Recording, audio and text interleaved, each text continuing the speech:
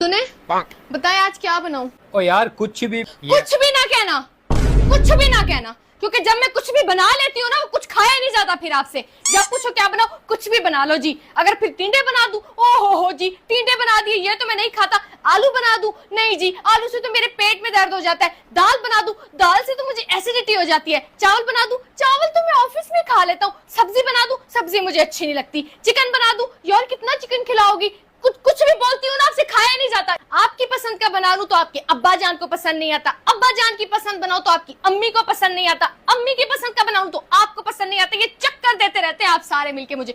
दुनिया में कोई ऐसी चीज बनी है जो आप सबको इक्वली पसंद हो, जो मैं बनाऊं और आप सारे खुशी खुशी खा लें कि हाँ ये हमें पसंद है। आप सारे आराम से बैठो और डिसाइड करो कि क्या बनाना है। और कुछ भी किसी के मुंह से अगर निकला तो फिर खाने के लिए कुछ भी नहीं मिलेगा आज। ठीक है।